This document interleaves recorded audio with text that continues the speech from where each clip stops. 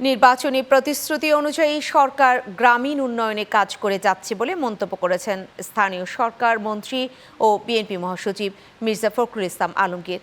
জানান, আবারও গ্রাম সরকার চালুর বিষয় নিয়ে আলোচনা চলছে।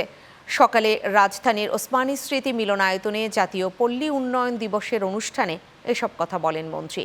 বিস্তারিত জানাচ্ছেন নামির আহমেদ। বাংলাদেশের সামগ্রিক অর্থনৈতিক সমৃদ্ধি ও অন্তর্ভুক্তিমূলক উন্নয়নের লক্ষ্য নিয়ে দেশব্যাপী প্রথমবারের মতো উদযাপিত হয়েছে জাতীয় পল্লী উন্নয়ন দিবস 2026। উক্ত আয়োজনে উপস্থিত উদ্যোক্তারা বলেন, দেশে কর্মসংস্থান বাড়ানোর ব্যবস্থা করলে কাজ করা সহজ হবে। সমিতির সদস্যের প্রশিক্ষণ, জ্বালানি তেল ও সার, ভর্তুকি সুবিধা, কৃষি যন্ত্রপাতি ক্রয়ের জন্য পর্যাপ্ত শ্রম ও ভর্তুকি সুবিধা, কৃষি পণ্য সংরক্ষণ সুবিধা প্রদান করা হলে আমার বিশ্বাস দেশব্যাপী এক পণ্য এক পল্লী মডেল পণ্যভিত্তিক পল্লী সৃজন করলে আমার মতো অসংখ্য নারী উদ্যোক্তা সৃষ্টি হবে। অনুষ্ঠানে প্রতিমন্ত্রী মীর শাহে আলম জানান, সকলে ঐক্যবদ্ধভাবে কাজ করা ছাড়া কোনো উন্নয়ন সম্ভব না। কৃষক কার্ড এবং অর্থ তুলে দেবে, এই 43 লক্ষ কৃষককে আপনাদের টার্গেটিং গ্রুপের মধ্যে নিয়ে এসে ঐক্যবদ্ধ করতে হবে।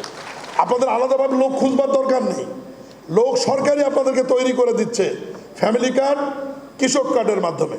এ সময় বিএনপির মহাসচিব মির্জা ফখরুল ইসলাম আলমগীর বলেন, পল্লী উন্নয়ন বর্তমান সরকারের অন্যতম প্রধান এজেন্ডা। উন্নত বাংলাদেশ দেখতে চাই, উন্নত বাংলাদেশ হলে আমাদের সবাইকে কিন্তু কাজ করতে হবে। এই জন্য আমাদের প্রধানমন্ত্রী তিনি স্লোগান দিচ্ছেন, এসো কাজ করি, সবাই মিলে দেশ গড়ি। তাই না? স্লোগানটা কিন্তু খুব সিগনিফিকেন্ট। আমরা কাজ করি, আসলে আমরা দেশ গড়ি, আর বলছে যে সবার আগে বাংলাদেশ। এবছর দিবসটির মূল প্রতিপাদ্য নির্ধারণ করা হয়েছে, উন্নত পল্লী সমৃদ্ধ দেশ, সবার আগে বাংলাদেশ। তিনি বাংলাদেশে যখন প্রায় 18 বছর পর দেশে আসলেন, এসে কিন্তু অন্য কথা বলেননি। প্রথমে কিন্তু বলছে যে আমার কিন্তু একটা পরিকল্পনা আছে। নামির আহমেদ, চ্যানেল 9, ঢাকা। আজকে আমাদের একটা বিশেষ